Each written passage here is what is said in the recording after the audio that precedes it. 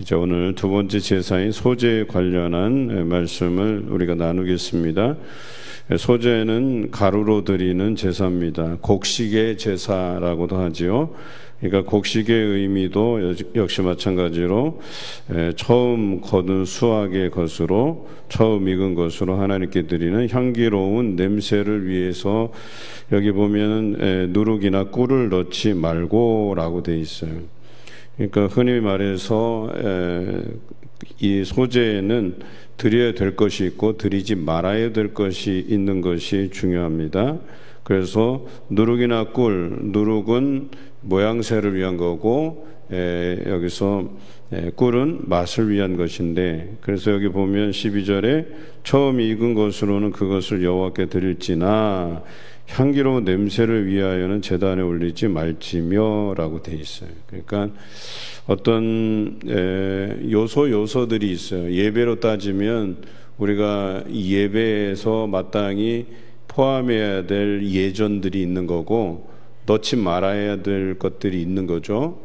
우리가 결혼식 축하 예배라는 타이틀을 해놓고 이 타이틀 안에는 예배이기 때문에 예배적인 예전이 포함되어 있어야 되는데, 예배는 드려놓고 거기 안에 축가라는 걸 넣는데, 축가가 복음송이나 아니면 찬송이면 좋겠는데 그렇지 않고 막 세상적인 노래 막 불러대고 이런 축가가 들어간다 하면 어울리지 않는 거예요. 예배라는 타이틀을 걸어놓고 거기다가 세상 유행가 같은 걸 축가라고 합시고 넣어버리면 이거는 예전에 맞지 않는 것들이에요. 그러니까 하나님 앞에 드리는 소제에도 마땅히 곡식을 빻아 드리지만 그 고운 가루 한 움큼에 넣지 말아야 될 게 이런 모양새를 위한 누룩, 또 맛을 위한 꿀을 넣지 말라고 말씀하신 거예요. 그런데 반드시 들어가야 될 게 있는데 13절에 보면 소제물에 소금을 치라 그랬어요. 그리고 소제에 빼지 못할지니라고 돼 있어요. 그러니까 소금은 반드시 넣어야 될 것이다 이렇게 돼 있는 거예요.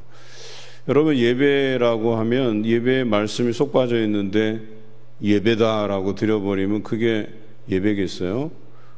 대단히 중요한 말씀인데, 그리고 이 말씀은 우리의 삶이 거룩하게 구별되게 하기 위해서, 또 회개를 일으키게 하기 위해서 말씀이 필요한 것인데, 소제물에도 마찬가지로 소금의 역할은 이 곡식이 썩지 아니하는, 그 부패하지 아니하는 역할을 이 소금이 하게 돼 있는데, 소제물에서 소금을 뺀다는 것을 하나님께서 용납하시지 않는 것처럼 예배 가운데 말씀이 주가 되고 말씀이 우리에게 분명한 어떤 메시지를 전해줘야 되는데, 마치 말씀이 어떤 행사를 위한 그냥 어떤 허례허식처럼 드려지는 거다라고 하면 대단히 잘못된 것이죠.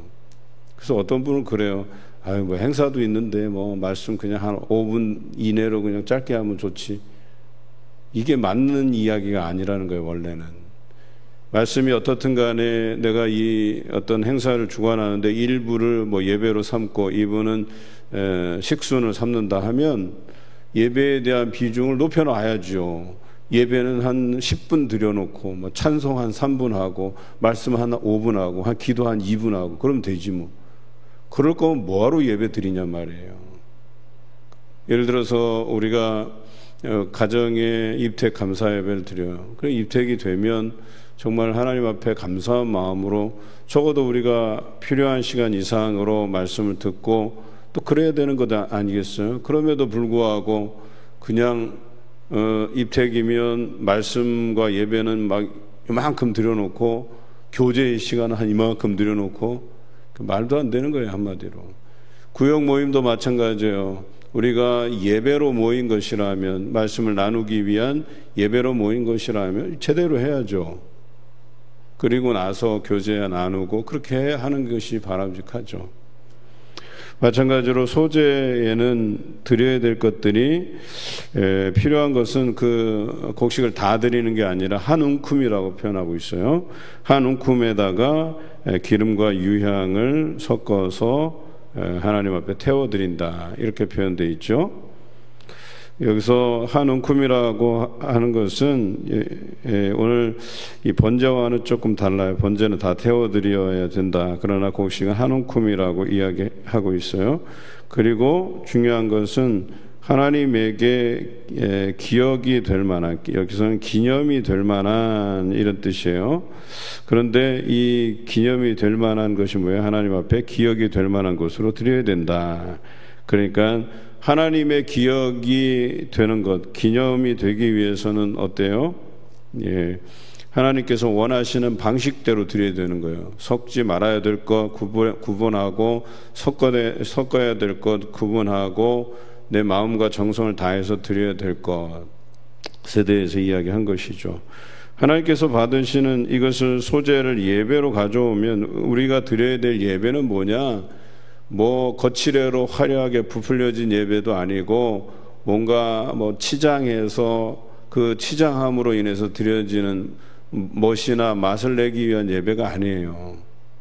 내가 하나님 앞에 정말 중요한 것이 뭔가, 내가 오늘 이 말씀을 통해서 하나님 앞에 우리의 거짓된 삶, 죄된 삶 내려놓고 내가 어떻게 하나님 앞에 헌신적인 삶으로 나아갈 것인가, 내가 어떻게 사명을 감당할 만한 삶으로 나아갈 것인가, 이것을 묵상해야지 그냥 화려한 치장하고 하나님 앞에 드릴 예물 뭐 넉넉하게 자기 형편대로 이렇게 준비해서 그거면 되겠지가 아니에요. 중요한 게 뭐예요? 하나님을 인격적으로 만나고 하나님께서 내게 들려주신 그 말씀대로 내가 살 각오로 나아가느냐, 이게 중요한 거지. 물론 그렇다고 뭐 헌금이 중요하지 않다는 얘기는 아니잖아요. 우리가 삶에서 동행해 주신 그 하나님께 감사의 마음을 가지고 내 힘껏 자원하는 마음으로 드리는 것, 그런 예전에 포함된 요소들이 다 중요하긴 해요. 그런데 말씀만 쏙 빼놓고 그냥 그저 예배에 참여한 것으로만 만족한다? 말도 안 되는 소리죠. 오늘 소제라고 하는 것이 하나님에게 기념이 될 만하고, 여기 보면 2절에 나와 있잖아요. 유향을 가져다가 기념물로 제단 위에 불사를 지니, 기념물로, 기념이 될 만한, 기억이 될 만한. 그럼 하나님께서 어떤 예배를 받으시길 원하시는지를 생각해 보시라는 거예요.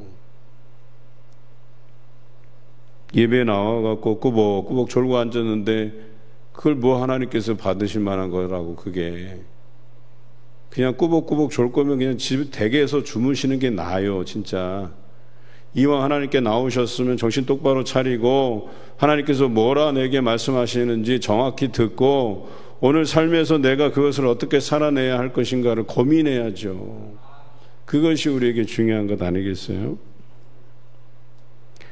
그런데 오늘 성경에 보니까 소제를 드리는 방식이 다양해요.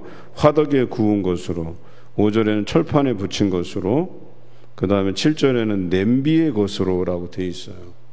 여러 가지 삶의 다양한 모습으로 드려지는 거예요, 이게. 그러니까 형식은 이렇게 정해져 있잖아요. 고운 가루 한 움큼에 유향과 기름, 소금을 넣고 꿀과 누룩은 넣지 말고 그 다음에 태워드릴 것, 이거는 정해져 있는 거예요. 그런데 그것이 화덕에 구운 것이든 철판에 붙인 것이든 냄비의 것이든 뭐 동그랗게 해서 구웠든 아니면 전처럼 납작하게 펴서 구웠든 이건 상관없어요. 또 냄비에 넣어서 국처럼 끓여진 것이거든 상관없어요.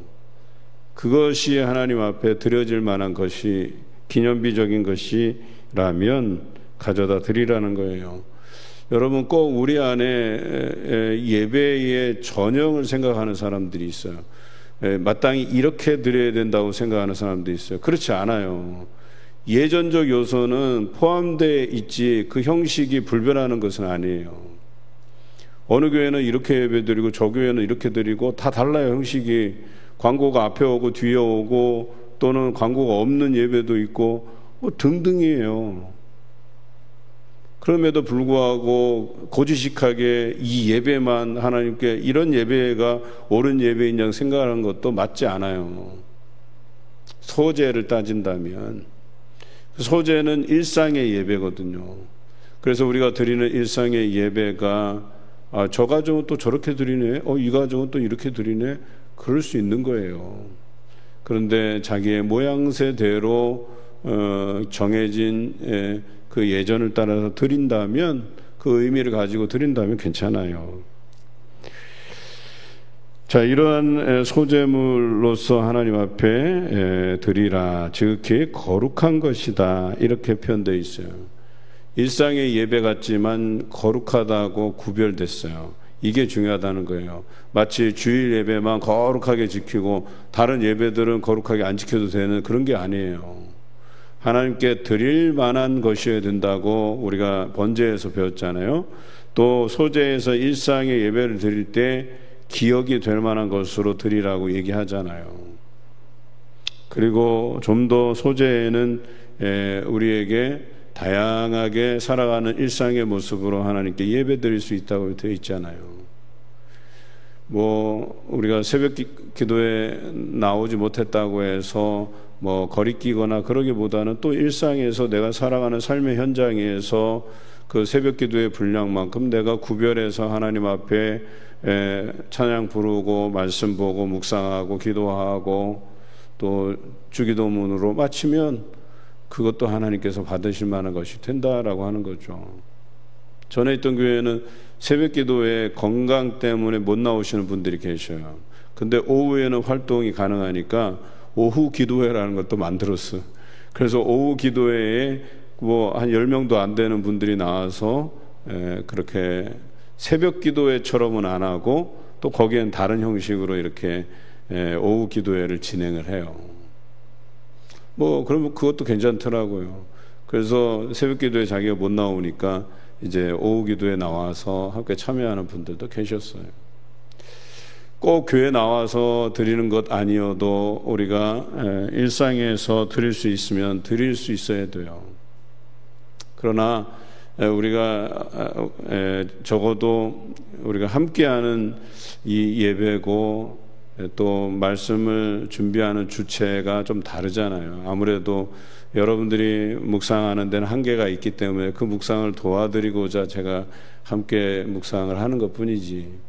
그래도 하여튼 여러분에게 일상에서 드릴 만한 그런 예배들을 드리면 좋겠다 하는 생각을 가져봅니다.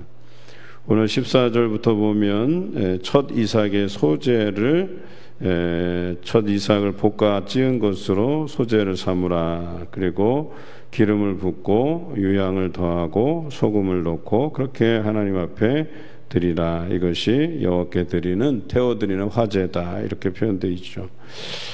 여러분 여기서 첫 이삭이라고 되어 있어요. 그래서 성경에 여러 군데 나오지만 우리가 첫 수확물을 하나님께 드리는 기쁨이 있어야 된다라고 하는 것이죠. 어느 집사님이 저희 댁에 이렇게 수확물을 가져왔어요. 그래서 선물로 주셨는데 그분이 그런 이야기를 하셔요. 첫 번째 수확은 하나님께 드리고, 그게 맞는 표현이죠. 그리고 나서 좋은 것들로 또 골라서 목사님 선물하는 거라고. 참 그 마음이 귀하더라고요.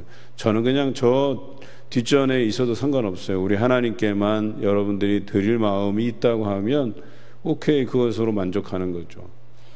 오늘 여러분 하루를 시작하는 기준으로 하면 첫 시간을 하나님께 드리는 거잖아요. 이 시간이 귀한 것으로 드려졌다면 오늘 하루 그것으로 인해서 내 마음이 뿌듯하고 한결 가벼운 마음으로 오늘 하루를, 복된 하루를 시작하시기를 주님의 이름으로 기원합니다.